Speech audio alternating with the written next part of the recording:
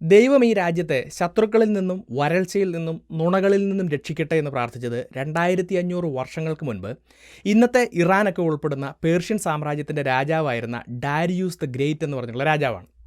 എന്നാൽ 2500 വർഷങ്ങൾക്കിപ്പുറത്തും ഇറാനിലെ സ്ഥിതിഗതികളിൽ വലിയ മാറ്റങ്ങളൊന്നും വന്നിട്ടില്ല എന്നാണ് നിലവിലത്തെ പ്രതിഷേധങ്ങൾ സൂചിപ്പിക്കുന്നത്.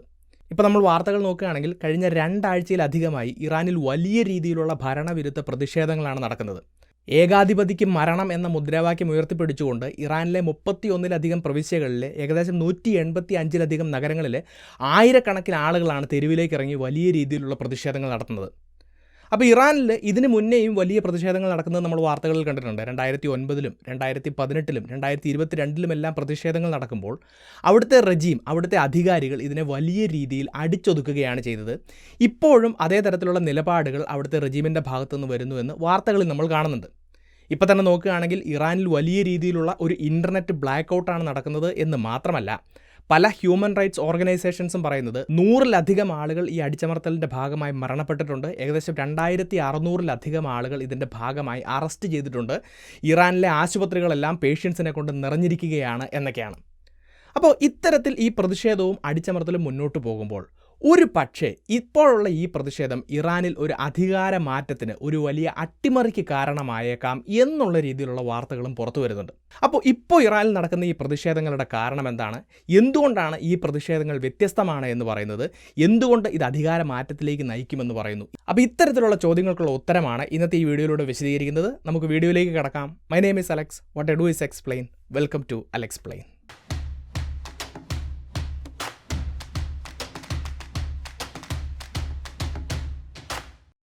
വീഡിയോയിലേക്ക് കടക്കുന്നതിന് മുന്നേ ഷോർട്ട് ടൈം ഗോൾസിന് വേണ്ടി, അതായത് ഒരു 3 വർഷം വരെയൊക്കെ ഇൻവെസ്റ്റ് ചെയ്യാൻ നിങ്ങൾ താല്പര്യപ്പെടുന്നുണ്ടെങ്കിൽ ഏത് തരം നിക്ഷേപ പദ്ധതികളാണ് നല്ലത് എന്ന് നമുക്ക് നോക്കാം. പൊതുവെ സജസ്റ്റ് ചെയ്യപ്പെടുന്നത് കോർപ്പറേറ്റ് ബോണ്ടുകളാണ്. അതിന് ചില പ്രത്യേക കാരണങ്ങളുണ്ട്. അതെന്തൊക്കെയാണെന്ന് നോക്കാം. ഇവിടെ ഞാൻ ഈ വീഡിയോയുടെ ഡിസ്ക്രിപ്ഷനിലും അതുപോലെ തന്നെ പിൻഡ് കമൻറ്റിലും കൊടുത്തിരിക്കുന്ന ലിങ്കുകളിൽ പോയി കഴിഞ്ഞാൽ കോർപ്പറേറ്റ് ബോണ്ടുകൾ ലിസ്റ്റ് ചെയ്തിട്ടുള്ള വിൻഡ് വെൽത്ത് എന്ന് പറഞ്ഞിട്ടുള്ള ഒരു പ്ലാറ്റ്ഫോമിലേക്കാണ് നിങ്ങൾ എത്തിപ്പെടുന്നത്. അവിടെ നിങ്ങൾക്ക് 9% മുതൽ 12% വരെയൊക്കെ ഈൽഡ് ടു മെച്യൂരിറ്റി അഥവാ നെറ്റ് റിട്ടേൺസ് ലഭിക്കുന്ന ബോണ്ടുകൾ കാണാൻ സാധിക്കും.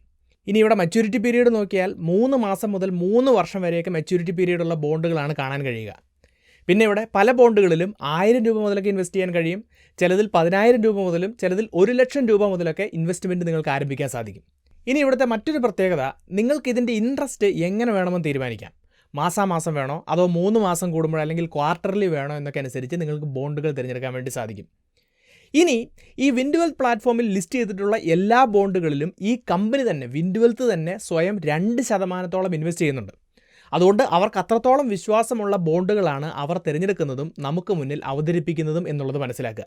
അപ്പോൾ നിങ്ങളും ഈ കോർപ്പറേറ്റ് ബോണ്ടുകളിൽ ഇൻവെസ്റ്റ് ചെയ്ത് കൃത്യമായ സമയങ്ങളിൽ എക്സ്ട്രാ വരുമാനം ഉണ്ടാക്കാൻ ആഗ്രഹിക്കുന്നുണ്ടെങ്കിൽ ഈ വിൻഡ് വെൽത്ത് പ്ലാറ്റ്ഫോം നല്ലൊരു ഓപ്ഷനാണ്. സോ വിൻഡ് വെൽത്ത് പ്ലാറ്റ്ഫോമിൻ്റെ ലിങ്ക് ഞാൻ വീഡിയോയുടെ ഡിസ്ക്രിപ്ഷനിലും അതുപോലെ തന്നെ പിൻഡ് കമൻറ്റിലും കൊടുത്തിട്ടുണ്ട്. നിങ്ങൾക്ക് താല്പര്യമുണ്ടെങ്കിൽ ചെക്കൗട്ട് ചെയ്യാവുന്നതാണ്. നമുക്ക് വീഡിയോയിലേക്ക് തിരിച്ചു വരാം. അപ്പോൾ ആദ്യം തന്നെ ഇറാനിൽ ഇപ്പോൾ നടക്കുന്ന ഈ പ്രതിഷേധങ്ങളുടെ കാരണങ്ങൾ എന്തൊക്കെയാണെന്ന് മനസ്സിലാക്കാൻ ശ്രമിക്കാം. ഏറ്റവും പ്രധാനപ്പെട്ട ഒരു കാരണം എന്ന് പറയുന്നത് അവിടുത്തെ സാമ്പത്തിക മേഖലയിലെ പ്രശ്നങ്ങളാണ്.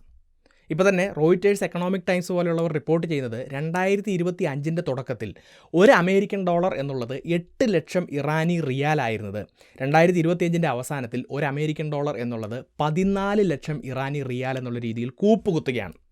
1970കളിൽ $1 എന്നുള്ളത് 70 ഇറാനി റിയാൽ ആയിരുന്നു എന്നുള്ള കാര്യവും കൂടി ഓർക്കുക. അപ്പോൾ വലിയ രീതിയിലുള്ള ഒരു ഹൈപ്പർ ഇൻഫ്ലേഷനാണ് ഇറാനിൽ സംഭവിച്ചുകൊണ്ടിരിക്കുന്നത്. 50% അവിടുത്തെ ഇൻഫ്ലേഷനായിട്ട് കണക്കുകൾ സൂചിപ്പിക്കുന്നത്. ഭക്ഷണ സാധനങ്ങളുടെ കാര്യത്തിൽ ഏകദേശം 70% ഒരു വിലക്കയറ്റമുണ്ട് എന്നാണ് പറയപ്പെടുന്നത്.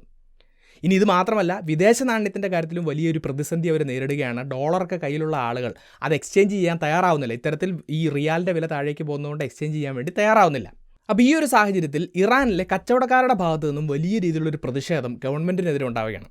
കാരണം അവിടുത്തെ സാധാരണ കച്ചവടക്കാർ അവരുടെ ഭൂരിഭാഗ സാധനങ്ങളും വിദേശ രാജ്യങ്ങളിൽ നിന്നും ഇറക്കുമതി ചെയ്തിട്ടാണ് വിൽപ്പന നടത്തുന്നത്. അപ്പോൾ ഇത്തരത്തിൽ കറൻസിയുടെ മൂല്യം താഴേക്ക് പോകുമ്പോൾ ഇമ്പോർട്ട് ചെയ്യുന്ന സാധനങ്ങളുടെ എല്ലാം വില ഉയരുകയും അത് കച്ചവടക്കാരെ സാരമായി ബാധിക്കുകയും ചെയ്യും. അപ്പോൾ അവർ പറയുന്നൊരു കാര്യം, ഗവൺമെൻറ് മനഃപൂർവ്വം കറൻസിയുടെ വില ഡീവാലുവേറ്റ് ചെയ്യുകയാണ് എന്നാണ്. അതിന് കാരണം എന്താണെന്ന് ചോദിച്ചു കഴിഞ്ഞാൽ, ഒരു രാജ്യത്തെ കറൻസിയുടെ മൂല്യം താഴേക്ക് പോവുകയാണെങ്കിൽ അവിടുത്തെ എക്സ്പോർട്സിന് അത് വലിയ ഗുണമായി മാറും. അപ്പോൾ ഇറാനെ സംബന്ധിച്ചിടത്തോളം അല്ലെങ്കിൽ ഇറാനിലെ ഗവൺമെൻറ്റിനെയൊക്കെ സംബന്ധിച്ചിടത്തോളം എണ്ണ വിദേശ രാജ്യങ്ങളിലേക്ക് എക്സ്പോർട്ട് ചെയ്യുന്നതാണ് അവിടുത്തെ ഏറ്റവും പ്രധാനപ്പെട്ട ഒരു വരുമാനം എന്ന് പറയുന്നത്. അപ്പോൾ ഓയിൽ എക്സ്പോർട്ടിനെയും അതുപോലെ തന്നെ ഇറാനിലെ വലിയ വലിയ ബിസിനസ്സുകാരെയും ഒക്കെ സഹായിക്കുന്നതിന് വേണ്ടിയിട്ട് ഗവൺമെൻറ് മനഃപൂർവ്വം ഈ കറൻസിയുടെ മൂല്യം താഴേക്ക് കൊണ്ടുപോകുന്നു എന്ന് പറഞ്ഞുകൊണ്ട് ഇറാൻ്റെ തലസ്ഥാനമായിട്ടുള്ള ടെഹ്റാനിലെ ഗ്രാൻഡ് ബസാർ എന്ന് പറഞ്ഞിട്ടുള്ള മാളിലെ കച്ചവടക്കാരെല്ലാം അവരുടെ ഷോപ്പുകൾ അടയ്ക്കുകയും ഡിസംബർ 28 തീയതി ഒരു പ്രതിഷേധത്തിലേക്ക് പോവുകയുമാണ് ചെയ്തത്. അപ്പോൾ ഈ രീതിയിലാണ് അവിടുത്തെ പ്രതിഷേധം ആരംഭിക്കുന്നത് എന്നുള്ളത് മനസ്സിലാക്കുക. അപ്പോൾ ഈ രീതിയിൽ ഇറാനിലെ കച്ചവടക്കാരുടെ ഭാഗത്തു നിന്നും ഈ ഒരു പ്രതിഷേധം ആരംഭിക്കുന്നുണ്ട് എങ്കിലും മറ്റ് ക്ലാസ്സിലുള്ള ആളുകളെയും ഇത് പതുക്കെ ഇമ്പാക്റ്റ് ചെയ്യാൻ വേണ്ടി തുടങ്ങുകയാണ്. ഇപ്പോൾ തന്നെ നോക്കുകയാണെങ്കിൽ വിദ്യാർത്ഥികൾ, യുവാക്കൾ, പ്രൊഫഷണൽസ് ഇങ്ങനെയുള്ള ആളുകളൊക്കെ ഇത് ഇമ്പാക്റ്റ് ചെയ്യാൻ തുടങ്ങുമ്പോൾ അവരും ഈ പ്രതിഷേധത്തിൻ്റെ ഭാഗമാവുകയാണ്. പക്ഷേ ആദ്യ സമയങ്ങളിൽ ഇറാൻ്റെ തലസ്ഥാനമായിട്ടുള്ള ടെഹ്റാനിൽ മാത്രം ഒതുങ്ങി നിന്നിരുന്ന ഈ ഒരു പ്രതിഷേധം ഞാൻ നേരത്തെ പറഞ്ഞതുപോലെ 31ഓളം പ്രവിശ്യകളിലേക്കും ഏകദേശം 185ഓളം നഗരങ്ങളിലേക്കും പിന്നീട് വ്യാപിക്കുകയും ആയിരക്കണക്കിന് ആളുകൾ വലിയ രീതിയിൽ ഈ പ്രതിഷേധത്തിലേക്ക് കടന്നു വരികയും ചെയ്യുകയാണ്. അപ്പോൾ മറ്റ് സ്ഥലങ്ങളിലേക്ക് ഈ പ്രതിഷേധം വ്യാപിക്കുന്നതിന് മറ്റൊരു കാരണവും കൂടെ ആളുകൾ മുന്നോട്ട് വെക്കുന്നുണ്ട്. അത് ഇറാനിലെ വരൾച്ചയും അതിനെ തുടർന്നുണ്ടായിട്ടുള്ള പ്രശ്നങ്ങളുമാണ്. 2025 വലിയ രീതിയിലുള്ള വരൾച്ചയാണ് ഇറാൻ നേരിടുന്നത്. അവിടെ കൃഷിയൊക്കെ ആശ്രയിച്ച് കഴിയുന്ന ധാരാളം ആളുകൾക്ക് വലിയ രീതിയിലുള്ള പ്രശ്നങ്ങളുണ്ടാവുകയാണ്. എന്നാൽ ഇതിനെ തടയുന്നതിന് വേണ്ടി അവിടുത്തെ ഗവൺമെൻറ്റിൻ്റെ ഭാഗത്തു നിന്നും ഒരു തരത്തിലുമുള്ള നീക്കങ്ങൾ ഉണ്ടാവുന്നില്ല. ഇറാനിലെ ഗവൺമെൻറ് നോക്കുകയാണെങ്കിൽ ഇസ്രായേലൊക്കെ പോലെയുള്ള രാജ്യങ്ങളുമായിട്ടുള്ള യുദ്ധത്തിലും അതുപോലെ തന്നെ അവരുടെ ആണവ ശക്തിയിലുമൊക്കെയാണ് കോൺസെൻട്രേറ്റ് ചെയ്യുന്നത്. സാധാരണക്കാരായിട്ടുള്ള ആളുകളുടെ വരൾച്ച പോലെയുള്ള പ്രശ്നങ്ങളിൽ നിന്നും ഗവൺമെൻറ് മുഖം തിരിക്കുന്നതിൻ്റെ ഭാഗമായിട്ടാണ് സാധാരണക്കാരായിട്ടുള്ള ആളുകളൊക്കെ ഈ പ്രതിഷേധത്തിലേക്ക് കടന്നു വരുന്നത്. ഇനി ഇത് മാത്രമല്ല, കാലാകാലങ്ങളായിട്ട് ഇറാനിലെ ഭരണകൂടത്തിനെതിരെ അവിടുത്തെ ജനങ്ങളുടെ ഭാഗത്തു നിന്നും പലതരത്തിലുള്ള മുറുമുറുപ്പുകളുണ്ടായിരുന്നു. അപ്പോൾ ഈ ഒരു സാഹചര്യത്തിൽ ഇതെല്ലാം കൂടി വരികയും ഈ പ്രതിഷേധം വലിയൊരു പ്രതിഷേധമായി മാറുകയുമാണ് ചെയ്യുന്നത്. അപ്പോൾ ഇത്തരത്തിൽ വലിയൊരു പ്രതിഷേധം ഇറാനിൽ നടക്കുമ്പോൾ ഇതിന് മുന്നേയും ഇറാനിൽ വലിയ രീതിയിലുള്ള പ്രതിഷേധങ്ങൾ നടന്നിട്ടുണ്ട്. ആ പ്രതിഷേധങ്ങളെയെല്ലാം അവിടുത്തെ ഭരണകൂടം കൃത്യമായി അടിച്ചമർത്തിയിട്ടുണ്ട്. അപ്പോൾ അതുപോലെയുള്ള നീക്കങ്ങൾ അവരുടെ ഭാഗത്തു നിന്ന് ഇപ്പോഴും ഉണ്ടാകുന്നത് നമുക്ക് കാണാം. ഞാൻ നേരത്തെ പറഞ്ഞതുപോലെ ഇറാനിലാകെ ഒരു ഇൻ്റർനെറ്റ് ബ്ലാക്ക് ഔട്ട് ഏർപ്പെടുത്തുകയാണ്. ഇറാനിലെ ടോട്ടൽ ഇൻ്റർനെറ്റ് കണക്ടിവിറ്റി വെറും 1% ചുരുങ്ങുന്നു എന്നാണ് മാധ്യമങ്ങൾ സൂചിപ്പിക്കുന്നത്. അതുപോലെ തന്നെ ഇറാനിലെ ഗാർഡ്, അവിടുത്തെ പോലീസ് ഫോഴ്സൊക്കെ ഉപയോഗിച്ചുകൊണ്ട് ഇത്തരത്തിലുള്ള പ്രതിഷേധത്തിലുള്ള ആളുകളെ കൃത്യമായി നേരിടുന്നതിനും അവിടുത്തെ ഗവൺമെൻറ് മുന്നോട്ട് വരുന്നത് നമുക്ക് കാണാം. പക്ഷേ ഇത്തരത്തിലുള്ള കാര്യങ്ങളൊക്കെ നടക്കുന്നുണ്ടെങ്കിലും ലോകത്തിൻ്റെ വിവിധ ഭാഗങ്ങളിൽ നിന്ന് പല എക്സ്പേർട്സും അഭിപ്രായപ്പെടുന്നത് ഇത്രയും കാലവും ഇറാൻ കണ്ട പ്രതിഷേധങ്ങളിൽ നിന്നും വ്യത്യസ്തമായ ഒരു പ്രതിഷേധമാണിപ്പോൾ നടക്കുന്നത് എന്നും മാത്രമല്ല ഇതിൻ്റെ ഭാഗമായി ഒരു അധികാര മാറ്റത്തിലേക്ക് തന്നെ ഇറാൻ പോയേക്കാമെന്നുമാണ്. അപ്പോൾ അതിൻ്റെ കാരണങ്ങൾ എന്തൊക്കെയാണെന്ന് മനസ്സിലാക്കാൻ വേണ്ടി ശ്രമിക്കാം. അപ്പോൾ ഇവിടുത്തെ ഏറ്റവും പ്രധാനപ്പെട്ട ഒരു കാരണമായിട്ട് പറയുന്നത് ഇറാനിലെ റെജീം, അവിടുത്തെ ഭരണകൂടം കുറച്ച് വീക്കാണ്, അവരുടെ ശക്തി ക്ഷയിച്ചിരിക്കുന്നു എന്നാണ്. അപ്പോൾ അതിനുള്ള തെളിവുകളായിട്ട് ആളുകൾ മുന്നോട്ട് വെക്കുന്നത് സാധാരണ ഇത്തരത്തിലുള്ള പ്രതിഷേധങ്ങൾ ഉണ്ടാകുമ്പോൾ ഒറ്റയടിക്ക് വലിയ രീതിയിലുള്ളൊരു അടിച്ചമർത്തൽ അവിടുത്തെ ഗവൺമെൻറ്റിൻ്റെ ഭാഗത്തുനിന്ന് വരാറുണ്ട്. എന്നാൽ ഇവിടെ ആദ്യം ഗവൺമെൻറ് ജനങ്ങളുടെ പ്രശ്നത്തെ ഒന്ന് അഡ്രസ്സ് ചെയ്യാൻ വേണ്ടി ശ്രമിക്കുന്നുണ്ട്. അവിടുത്തെ പ്രസിഡന്റ് തന്നെ ഇവിടെ സാമ്പത്തികമായ പ്രശ്നങ്ങളുണ്ട് എന്നുള്ള കാര്യം അഡ്മിറ്റ് ചെയ്യുകയാണ്. എന്ന് മാത്രമല്ല, ഈ ഒരു സാമ്പത്തിക പ്രതിസന്ധിയിൽ നിന്നും ജനങ്ങളെയും രാജ്യത്തെയും രക്ഷിക്കുന്നതിന് വേണ്ടിയിട്ട് ഗവൺമെൻറ് ഒരു തീരുമാനമെടുക്കുകയാണ്. ഓരോ മാസവും ഒരു മന്ത്ലി ക്യാഷ് പേയ്മെൻറ്റ് ജനങ്ങൾക്ക് കൊടുക്കാമെന്നുള്ളതായിരുന്നു ആ തീരുമാനം.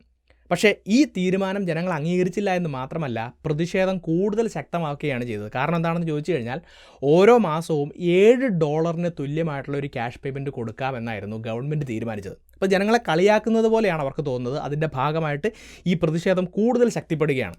അപ്പോൾ ഇത്തരത്തിലുള്ള തീരുമാനത്തിലേക്കൊക്കെ പോകാനും മാത്രം ഇറാനിലെ ഭരണകൂടത്തിൻ്റെ ശക്തി ക്ഷയിക്കുന്നതിനുള്ള കാരണങ്ങൾ എന്തൊക്കെയാണ്? അതിന് പല കാരണങ്ങൾ നമുക്ക് കാണാൻ സാധിക്കും. ഏറ്റവും പ്രധാനപ്പെട്ട ഒരു കാരണമെന്ന് പറയുന്നത് ഇപ്പോഴത്തെ പ്രതിഷേധത്തിൽ സമൂഹത്തിലെ എല്ലാ തരത്തിലുമുള്ള ആളുകൾ ഭാഗമാകുന്നു എന്നുള്ളതാണ്. ഇപ്പോൾ ഇറാനിലെ പഴയ പ്രതിഷേധങ്ങളൊക്കെ നോക്കുകയാണെങ്കിൽ 2022 അവിടുത്തെ സ്ത്രീകളുടെ ഭാഗത്തു നിന്നാണ് ഹിജാബ് നിയമത്തിനെതിരെ ഒരു വലിയ പ്രതിഷേധം ഉണ്ടാകുന്നത്. 2009 നോക്കുകയാണെങ്കിൽ അവിടുത്തെ പൊളിറ്റിക്കൽ ഒപ്പോസിഷൻ്റെ ഭാഗത്തു നിന്നും ഇലക്ഷൻ റിഗ് ചെയ്തു എന്ന് പറഞ്ഞ് ആ പൊളിറ്റിക്കലായിട്ടുള്ളൊരു ക്ലാസ് മാത്രമാണ് പ്രതിഷേധത്തിൽ ഏർപ്പെട്ടത്. എന്നാൽ ഇപ്പോൾ ഇവിടെ നോക്കുകയാണെങ്കിൽ അവിടുത്തെ മെർച്ചൻ്റ് ക്ലാസ്, അവിടുത്തെ സ്റ്റുഡൻസ്, അവിടുത്തെ യുവാക്കൾ, അവിടുത്തെ പ്രൊഫഷണൽസ്, അവിടുത്തെ ഗ്രാമങ്ങളിൽ താമസിക്കുന്ന സാധാരണക്കാരായിട്ടുള്ള ആളുകൾ, ഇങ്ങനെ സമൂഹത്തിലെ വിവിധ ഭാഗങ്ങളിൽ നിന്നുള്ള ആളുകൾ ഒരുമിച്ച് ഈ പ്രതിഷേധത്തിൻ്റെ ഭാഗമാകുന്നു എന്ന് പറയുന്നത് വളരെ പ്രധാനപ്പെട്ട ഒരു കാരണമാണ്. ഇനി ഇവിടുത്തെ രണ്ടാമത്തെ ഒരു പ്രധാനപ്പെട്ട കാരണമായിട്ട് പറയുന്നത് ഇറാൻ എന്ന രാജ്യം നേരിടുന്ന സാമ്പത്തിക പ്രശ്നങ്ങളാണ്. ഇറാനിലെ ജനങ്ങൾക്കൊപ്പം തന്നെ അവിടുത്തെ ഗവൺമെൻറ്റും വലിയൊരു സാമ്പത്തിക പ്രതിസന്ധിയിലൂടെയാണ് കടന്നു പോകുന്നത്. അമേരിക്ക അടക്കമുള്ള രാജ്യങ്ങളുടെ ഭാഗത്തു നിന്നും വലിയ സാമ്പത്തിക ഉപരോധങ്ങൾ ഇറാൻ്റെ മുകളിലുണ്ട് എന്ന് മാത്രമല്ല, കഴിഞ്ഞ 1-2 വർഷങ്ങളായി അമേരിക്ക, ഇസ്രായേൽ പോലെയുള്ള രാജ്യങ്ങളോട് ചെറുതും വലുതുമായിട്ടുള്ള പല യുദ്ധങ്ങളിലും ഇവർ ഏർപ്പെടുന്നതോടുകൂടി വലിയ രീതിയിലുള്ളൊരു സാമ്പത്തിക പ്രതിസന്ധിയിലൂടെ ഈ രാജ്യം കടന്നു പോകുന്നതും ഇവിടുത്തെ ഗവൺമെൻറ്റിനെ വീക്കാക്കുന്നുണ്ട് എന്ന് പറയുന്നു. ഇനി സാമ്പത്തികമായി മാത്രമല്ല രാഷ്ട്രീയമായിട്ടും ജിയോ പൊളിറ്റിക്കലായിട്ടും വലിയ രീതിയിലുള്ളൊരു പ്രതിസന്ധിയിലൂടെയാണ് ഇറാനിലെ ഭരണകൂടം കടന്നുപോയിക്കൊണ്ടിരിക്കുന്നത്. ഇപ്പോൾ തന്നെ നോക്കുകയാണെങ്കിൽ ഈ പ്രതിഷേധം ആരംഭിച്ച് 1-2 ദിവസങ്ങൾക്കുള്ളിൽ അമേരിക്കൻ പ്രസിഡന്റ് ഡൊണാൾഡ് ട്രംപ് തന്നെ നേരിട്ട് രംഗത്തെത്തുന്നത് നമ്മൾ കണ്ടു. ഇറാനിലെ പ്രതിഷേധക്കാർക്കെതിരെ ഗവൺമെൻറ് എന്തെങ്കിലും നടപടി സ്വീകരിച്ചാൽ അമേരിക്ക നേരിട്ട് ഇറാനെ ആക്രമിക്കുമെന്നുള്ള വലിയൊരു ഭീഷണിയാണ് അമേരിക്കൻ പ്രസിഡന്റിൻ്റെ ഭാഗത്തുനിന്നുണ്ടാകുന്നത്. അപ്പോൾ പണ്ട് അമേരിക്കൻ പ്രസിഡന്റ് ഇത്തരത്തിലുള്ള കാര്യങ്ങൾ പറയുമ്പോൾ ആളുകൾ അതിന് വലിയൊരു വില കൊടുത്തിരുന്നില്ല. എന്നാൽ ഇപ്പോൾ വെനസ്വേലയിൽ ചെന്ന് അവിടുത്തെ പ്രസിഡന്റിനെ തട്ടിക്കൊണ്ടുവന്ന് അറസ്റ്റ് ചെയ്തതിന് ശേഷം ഇത്തരത്തിലുള്ളൊരു പ്രസ്താവന ഡൊണാൾഡ് ട്രംപ് മുന്നോട്ട് വെക്കുമ്പോൾ ഒരു പക്ഷേ അദ്ദേഹം അത് ചെയ്തേക്കാമെന്നുള്ളൊരു ഭയം ആളുകളുടെ ഇടയിൽ അല്ലെങ്കിൽ ഇറാൻ്റെ ഭരണകൂടത്തിൻ്റെ ഇടയിൽ വന്നിട്ടുണ്ട് എന്നാണ് പറയുന്നത്. എന്നാൽ പണ്ടൊക്കെ ഇസ്രായേലിൻ്റെയും അമേരിക്കയുടെയും ഭാഗത്ത് നിന്ന് ഇത്തരത്തിലുള്ള ഭീഷണികളൊക്കെ ഉണ്ടാകുമ്പോൾ ഇറാനെ സപ്പോർട്ട് ചെയ്യുന്നതിന് വേണ്ടിയിട്ട് ആക്സിസ് ഓഫ് റെസിസ്റ്റൻസ് എന്ന പേരിൽ ധാരാളം പ്രോക്സികൾ ഉണ്ടായിരുന്നു എന്ന് നമുക്ക് കാണാം. ഇപ്പോൾ തന്നെ നോക്കുകയാണെങ്കിൽ യമനിലുണ്ടായിരുന്ന ബഷർ അൽ അസാദിൻ്റെ ഗവൺമെൻറ്, അതുപോലെ തന്നെ ഹെസ്ബുള്ള, ഹമാസ്, ഇങ്ങനെയുള്ള ധാരാളം പ്രോക്സികൾ ഉണ്ടായിരുന്നു. എന്നാൽ ഇപ്പോൾ അവരുടെ എല്ലാം ശക്തി ക്ഷയിച്ചിരിക്കുകയാണെന്നുള്ളത് മനസ്സിലാക്കുക. അപ്പോൾ ജിയോ പൊളിറ്റിക്കലായിട്ടും അവർക്ക് വലിയ രീതിയിലുള്ള ഒരു വീക്ക്നെസ് ഉണ്ട് എന്നുള്ളത് തിരിച്ചറിയാം. ഇനി ഇറാനിലെ ഭരണകൂടത്തിൻ്റെ ശക്തി ക്ഷയിക്കുന്നതിൻ്റെ മറ്റൊരു പ്രധാനപ്പെട്ട കാരണമായി പറയുന്നത് വിവിധ ക്ലാസ്സുകളിലുള്ള ആളുകൾ ഒന്നിച്ച് വന്നിപ്പോൾ ഈ പ്രതിഷേധം നടത്തുന്നു എന്ന് മാത്രമല്ല, പണ്ട് കാലത്തൊക്കെയുള്ള പ്രതിഷേധങ്ങളിൽ ഇവർക്ക് കോമൺ ആയിട്ടുള്ള ഒരു ലീഡറില്ലായിരുന്നു. ഇപ്പോൾ ഇവർക്കെല്ലാം കോമൺ ആയിട്ട് ഒരു ലീഡർ ഉണ്ടായിരിക്കുന്നു എന്നുള്ളതാണ്. ഇപ്പം തന്നെ നമ്മൾ വാർത്തകൾ ശ്രദ്ധിക്കുകയാണെങ്കിൽ കഴിഞ്ഞ കുറച്ച് ദിവസങ്ങളായി ഇറാനിലെ പഴയ ഷായുടെ മകൻ, ഇറാൻ്റെ കിരീടാവകാശിയായിരുന്ന റേസാ പഹ്ലവി, അദ്ദേഹം പല മാധ്യമങ്ങളിലൂടെയും സോഷ്യൽ മീഡിയയിലൂടെയുമൊക്കെ ഈ പ്രതിഷേധക്കാർക്ക് പലതരത്തിലുള്ള നിർദ്ദേശങ്ങളും ആഹ്വാനങ്ങളും ഒക്കെ നൽകുന്നത് നമ്മൾ കാണുന്നുണ്ട്. അപ്പോൾ ഈ റേസാ പഹ്ലവി അമേരിക്കയിലാണുള്ളത് എന്ന് കാണാം. അമേരിക്കൻ ഗവൺമെൻറ്റിൻ്റെയൊക്കെ സപ്പോർട്ട് അദ്ദേഹം ഓപ്പണായിട്ട് ഡിമാൻഡ് ചെയ്തിട്ടുണ്ട്. അപ്പോൾ ഇപ്പോഴത്തെ ഭരണകൂടത്തെ അട്ടിമറിച്ച് ഇറാനിലെ പഴയ ഷാ റെജീമിനെ തിരികെ കൊണ്ടുവരാമെന്ന് ഒരുപാട് ആളുകൾ ആഗ്രഹിക്കുന്നുണ്ടെന്നാണ് വാർത്തകൾ സൂചിപ്പിക്കുന്നത്. ഇപ്പോൾ തന്നെ ഇതിൻ്റെ ഭാഗമായിട്ടുള്ള ഈ പ്രതിഷേധത്തിൻ്റെ ഭാഗമായിട്ടുള്ള ചിത്രങ്ങളും വീഡിയോകളും ഒക്കെ നോക്കുകയാണെങ്കിൽ പലരും ഇറാൻ്റെ ഇപ്പോഴത്തെ പതാക ഉപയോഗിക്കുന്നതിന് പകരം ഷാ റെജീമിൻ്റെ കാലത്തെ സിംഹത്തിൻ്റെ ചിത്രമുള്ള പതാക ഉപയോഗിക്കുന്നത് നമുക്ക് കാണാം. എന്ന് മാത്രമല്ല എക്സ് പോലെയുള്ള സോഷ്യൽ മീഡിയ പ്ലാറ്റ്ഫോമുകൾ അവരുടെ ഇമോജികൾ, ഈ ഫ്ലാഗുകളുമായി ബന്ധപ്പെട്ടിട്ടുള്ള ഇമോജികളിൽ ഇറാൻ്റെ ഫ്ലാഗിനെ മാറ്റി പഴയ ഷാ റെജീമിൻ്റെ ഫ്ലാഗിനെ റീപ്ലേസ് ചെയ്തിരിക്കുന്നത് നമ്മൾ വാർത്തകളിൽ കാണുന്നുണ്ട്. അപ്പോൾ രാഷ്ട്രീയ നിരീക്ഷകർ പറയുന്നത് ഈ ഷായും ഒരു ഏകാധിപതിയായിരുന്നു, പലതരത്തിലുള്ള അഴിമതിയും കാര്യങ്ങളൊക്കെ ഉണ്ടായിരുന്നു എങ്കിലും നിലവിലത്തെ ഭരണകൂടത്തേക്കാൾ എന്തുകൊണ്ടും ഭേദമായിരുന്നു എന്നുള്ളൊരു നിലപാടിൻ്റെ ഭാഗമായിട്ടാണ് ആളുകൾ ഈ ഷായെ സപ്പോർട്ട് ചെയ്യുന്നത് എന്ന് പറയുന്നു. ഇനി മാത്രമല്ല ഈ റേസാ പഹ്ലവി അമേരിക്കയുടെയും ഇസ്രായേലിൻ്റെയും ഒക്കെ സഹായം ഇവിടെ ചോദിച്ചു കഴിഞ്ഞു. അദ്ദേഹത്തെ അമേരിക്ക സഹായിക്കുമെന്നാണ് പലരും കരുതുന്നത്. കാരണം എന്താണെന്ന് ചോദിച്ചു കഴിഞ്ഞാൽ വെനസ്വേലയിൽ അട്ടിമറി നടത്തി ഇനി ഇറാനിൽ കൂടി അട്ടിമറി നടത്താൻ സാധിച്ചു കഴിഞ്ഞാൽ അത് അമേരിക്കയ്ക്ക് വലിയ രീതിയിലുള്ള ഗുണമുണ്ടാവും എന്നുള്ളത് കൊണ്ട് തന്നെ ഈ ഒരു സാഹചര്യത്തിൽ അമേരിക്ക ഇദ്ദേഹത്തെ സഹായിക്കാൻ അല്ലെങ്കിൽ ഇറാനിലെ പ്രതിഷേധക്കാരെ സഹായിക്കാൻ സാധ്യതയുണ്ട് എന്നാണ് പലരും കരുതുന്നത്. ഇനി ഇറാൻ ഭരണകൂടത്തിൻ്റെ ശക്തി ക്ഷയിക്കുന്നതിൻ്റെ ഏറ്റവും പ്രധാനപ്പെട്ട മറ്റൊരു കാരണമായിട്ട് ആളുകൾ ചൂണ്ടിക്കാണിക്കുന്നത് ഈ ഭരണകൂടത്തിൻ്റെ ഇടയിൽ തന്നെ ഉണ്ടാകുന്ന ചില കൂറുമാറ്റങ്ങളാണ്. ഇപ്പോൾ തന്നെ ഈ പ്രതിഷേധം നടക്കുമ്പോൾ ഗവൺമെൻറ്റിൻ്റെ ഭാഗമായിട്ടിരിക്കുന്ന ചില ആളുകൾ ഗവൺമെൻറ്റിനെതിരെ സംസാരിക്കുന്ന രീതിയിലുള്ള പല വാർത്തകളും പുറത്തു വരുന്നുണ്ട്. ഇനി ഗവൺമെൻറ്റിൻ്റെ ഉള്ളിൽ മാത്രമല്ല അവിടുത്തെ മിലിറ്ററിയുടെ ഉള്ളിൽ പോലും പലതരത്തിലുള്ള ഡിഫെക്ഷൻസ് നടക്കുന്നുണ്ട് എന്നാണ് പറയുന്നത്. കാരണം സാധാരണ ഇത്തരത്തിലുള്ള പ്രതിഷേധങ്ങളൊക്കെ ഉണ്ടാകുമ്പോൾ അവിടുത്തെ പോലീസിനെയും ലോക്കൽ സെക്യൂരിറ്റി ഫോഴ്സസിനെയും ഒക്കെയാണ് ഗവൺമെൻറ് ഈ പ്രതിഷേധങ്ങളെ അടിച്ചമർത്താൻ വേണ്ടി ഉപയോഗിച്ചിരുന്നത്. എന്നാൽ ഇപ്പോൾ അവിടുത്തെ മിലിറ്ററി ആയിട്ടുള്ള അല്ലെങ്കിൽ IRGCയെ തന്നെ നേരിട്ട് ഇത്തരത്തിലുള്ള പ്രതിഷേധങ്ങളെ അടിച്ചമർത്താൻ വേണ്ടി ഉപയോഗിക്കുകയാണ്. സോ അവിടുത്തെ സെക്യൂരിറ്റി ഫോഴ്സിലുള്ള അവിടുത്തെ പോലീസിലുള്ള ആളുകളൊക്കെ ഗവൺമെൻറ് പറയുന്നത് കേൾക്കുന്നില്ല, അല്ലെങ്കിൽ ഈ പ്രതിഷേധത്തെ അടിച്ചമർത്താൻ തയ്യാറാകുന്നില്ല. അതുകൊണ്ടാണ് ഗവൺമെൻറ്റിനെ IRGCയൊക്കെ ഉപയോഗിക്കേണ്ടി വരുന്നത് എന്ന് പറയുന്നു. അപ്പോൾ ഭരണകൂടത്തിൻ്റെ ഇടയിലും അവിടുത്തെ മിലിറ്ററിയുടെ ഇടയിലും ഗവൺമെൻറ്റിനെതിരെയുള്ള ശബ്ദങ്ങൾ അല്ലെങ്കിൽ ഡിഫെക്ഷൻ, കൂറുമാറ്റങ്ങൾ ഉണ്ടാവുന്നുണ്ട് എന്നുള്ളത് അവിടുത്തെ ഗവൺമെൻറ്റിനെ വീക്കൻ ചെയ്യുന്നുണ്ടെങ്കിൽ അവരുടെ ശക്തി ക്ഷയിപ്പിക്കുന്നുണ്ട് എന്നാണ് പലരും അഭിപ്രായപ്പെടുന്നത്. അപ്പോൾ ഇപ്പോൾ പറഞ്ഞ പല തരത്തിലുള്ള കാരണങ്ങൾ, സാമ്പത്തികമായിട്ടുള്ള കാര്യങ്ങൾ, രാഷ്ട്രീയമായിട്ടുള്ള കാര്യങ്ങൾ, ജിയോ പൊളിറ്റിക്കലായിട്ടുള്ള കാര്യങ്ങൾ, ഇറാൻ്റെ ഭരണകൂടത്തിൻ്റെ ഉള്ളിൽ തന്നെയുള്ള പല പ്രശ്നങ്ങൾ, അപ്പോൾ ഇതിൻ്റെ എല്ലാം ഭാഗമായിട്ടാണ് അവിടുത്തെ റെജിം വീക്കാണ് എന്ന് പറയുന്നത്. അപ്പോൾ ഈ ഒരു അവസരത്തിൽ ജനങ്ങളുടെ പ്രതിഷേധം വലിയ രീതിയിൽ മുന്നോട്ട് പോവുകയും അമേരിക്ക പോലെയുള്ള രാജ്യങ്ങളുടെ ഇടപെടലുകളും ഉണ്ടായിക്കഴിഞ്ഞാൽ ഒരു പക്ഷേ ഇറാനിലൊരു അധികാര മാറ്റം, ഒരു റെജിം ചേഞ്ചിലേക്ക് തന്നെ ഈ പ്രതിഷേധങ്ങൾ നയിച്ചേക്കാമെന്ന് പറയുന്നത് എന്തുകൊണ്ടാണ് എന്ന് ഇപ്പോൾ നിങ്ങൾക്ക് മനസ്സിലായിട്ടുണ്ടാവും. ഇനി ഇവിടെ ഉയർന്നു വരുന്ന ഏറ്റവും പ്രധാനപ്പെട്ട അടുത്ത ചോദ്യം, ഈ രീതിയിൽ കാര്യങ്ങൾ മുന്നോട്ട് പോയി കഴിഞ്ഞാൽ ഇറാനിൽ സംഭവിക്കാൻ സാധ്യതയുള്ള കാര്യങ്ങൾ എന്തൊക്കെയാണ്? 3 കാര്യങ്ങളാണ് അല്ലെങ്കിൽ 3 പോസിബിലിറ്റികളാണ് ആളുകൾ മുന്നോട്ട് വെക്കുന്നത്. അതിൽ ഒന്നാമത്തേതെന്ന് പറയുന്നത് സാധാരണ കാണുന്നത് പോലെ തന്നെ വലിയ രീതിയിലുള്ള ഒരു അടിച്ചമർത്തൽ ഇറാൻ ഗവൺമെൻറ്റിൻ്റെ ഭാഗത്തു നിന്ന് ജനങ്ങൾക്കെതിരെ ഉണ്ടാവുകയും ഈ പ്രതിഷേധങ്ങളെ മുഴുവനായി അടിച്ചമർത്തി ഇപ്പം മുന്നോട്ട് പോകുന്ന രീതിയിൽ തന്നെ അവിടുത്തെ ഗവൺമെൻറ് മുന്നോട്ട് പോവുകയും ചെയ്യുമെന്ന് പറയുന്നു. ഇനി ഇവിടുത്തെ രണ്ടാമത്തെ പോസിബിലിറ്റി എന്ന് പറയുന്നത് ഒരു സൈനിക അട്ടിമറി നടത്തി ഇറാനിലെ സൈന്യം അധികാരം പിടിച്ചെടുക്കുമെന്നുള്ളതാണ്. കാരണം ഒരു അമേരിക്കൻ പപ്പറ്റ് ഗവൺമെൻറ്റൊക്കെ അധികാരത്തിൽ വന്നു കഴിഞ്ഞാൽ നിലവിൽ സൈന്യത്തിലുള്ള പല ആളുകൾക്കും വലിയ രീതിയിലുള്ള പ്രശ്നങ്ങൾ നേരിടേണ്ടതായിട്ട് വരും. അപ്പോൾ ഇപ്പോഴത്തെ പ്രതിഷേധങ്ങളെ ഒരു അവസരമായി കണ്ടുകൊണ്ട് ഒരു സൈനിക അട്ടിമറി നടത്തി സൈന്യം അധികാരം പിടിച്ചെടുത്ത് ഒരു സൈനിക ഭരണത്തിലൂടെ ഇറാൻ മുന്നോട്ട് പോകാനുള്ള സാധ്യതയുണ്ടെന്ന് പറയുന്നു. ഇനി മൂന്നാമത്തെ പോസിബിലിറ്റിയാണ് ഏറ്റവും പ്രധാനപ്പെട്ട പോസിബിലിറ്റി എന്ന് പറയുന്നത്, അമേരിക്ക, ഇസ്രായേൽ പോലെയുള്ള രാജ്യങ്ങളുടെ സഹായത്തോടു കൂടി ഇവിടുത്തെ പ്രതിഷേധം വലിയ രീതിയിൽ മുന്നോട്ട് പോവുകയും 1979 പോലെയുള്ള മറ്റൊരു പ്രതിഷേധമായി ഇത് മാറുകയും അതിൻ്റെ ഭാഗമായി ഇറാനിൽ ഒരു അധികാരമാറ്റം, സമ്പൂർണ്ണമായിട്ടുള്ള ഒരു റെജീം ചേഞ്ച് ഇറാനിൽ നടക്കാനുള്ള ഒരു സാധ്യതയുണ്ട് എന്നും പൊളിറ്റിക്കൽ എക്സ്പേർട്സ് പറയുന്നു. അപ്പോൾ ഈ രീതിയിൽ കാര്യങ്ങൾ കൂട്ടി വായിക്കുകയാണെങ്കിൽ ഇറാൻ എന്ന രാജ്യത്തെ സംബന്ധിച്ചിടത്തോളം ചിലപ്പോൾ ഇത് പഴയ പ്രതിഷേധങ്ങൾ പോലെ മറ്റൊരു പ്രതിഷേധമായി കുറച്ചു കാലം മുന്നോട്ട് പോവുകയും ഈ പ്രതിഷേധം ഇല്ലാതാവുകയും ചെയ്തേക്കാം. അല്ലെങ്കിൽ ഇറാൻ എന്ന രാജ്യത്തെ സംബന്ധിച്ചിടത്തോളം വലിയൊരു മാറ്റത്തിന് ഇത് കാരണമായേക്കാം എന്നുള്ളത് മനസ്സിലാക്കുക. സോ ഇപ്പോൾ ഇറാനിൽ നടക്കുന്ന പ്രതിഷേധങ്ങളുടെ കാരണങ്ങൾ എന്തൊക്കെയാണ്, ഈ ഒരു പ്രതിഷേധം മറ്റ് പ്രതിഷേധങ്ങളിൽ നിന്നും വ്യത്യസ്തമാണ് എന്നും ഒരു പക്ഷേ ഒരു അധികാര മാറ്റത്തിലേക്ക് നയിച്ചേക്കാമെന്നും പറയുന്നത് എന്തുകൊണ്ടാണ് എന്ന് ഇന്നത്തെ വീഡിയോയിലൂടെ നിങ്ങൾക്ക് മനസ്സിലായിട്ടുണ്ടെന്ന് വിശ്വസിക്കുന്നു. അതുകൊണ്ട് തന്നെ ഈ വീഡിയോയെക്കുറിച്ചും ഈ വിഷയത്തെക്കുറിച്ചുമുള്ള നിങ്ങളുടെ അഭിപ്രായങ്ങളും നിർദ്ദേശങ്ങളും സംശയങ്ങളും തീർച്ചയായിട്ടും നിങ്ങൾ കമൻറ്റ് ബോക്സിൽ രേഖപ്പെടുത്തുക. ഇനി ഞാൻ വീഡിയോയുടെ തുടക്കത്തിൽ പറഞ്ഞ കോർപ്പറേറ്റ് ബോണ്ടുകളെക്കുറിച്ച് ഒന്നുകൂടി ഓർമ്മിപ്പിക്കുകയാണ്. ഷോർട്ട് ടൈം ഗോൾസിന് വേണ്ടി വിൻഡ്വെൽത്ത് എന്ന് പറഞ്ഞിട്ടുള്ള പ്ലാറ്റ്ഫോം ഉപയോഗിച്ച് നിങ്ങൾക്ക് കോർപ്പറേറ്റ് ബോണ്ടുകളിൽ ഇൻവെസ്റ്റ് ചെയ്യാം. അതിനുള്ള ലിങ്ക് ഞാൻ ഡിസ്ക്രിപ്ഷനിലും പിൻഡ് കമൻറ്റിലും കൊടുത്തിട്ടുണ്ട്. തീർച്ചയായിട്ടും ചെക്കൗട്ട് ചെയ്യുക. ഈ ഒരു വീഡിയോ മറ്റുള്ളവർ കാണുന്നത് നല്ലതാണെന്ന് നിങ്ങൾക്ക് തോന്നുന്നുണ്ടെങ്കിൽ തീർച്ചയായിട്ടും ഈ വീഡിയോ ഷെയർ ചെയ്യുക. ഇതുപോലത്തെ നല്ല നല്ല ടോപ്പിക്സുമായി വീണ്ടും വരുന്നതുവരേക്കും നന്ദി.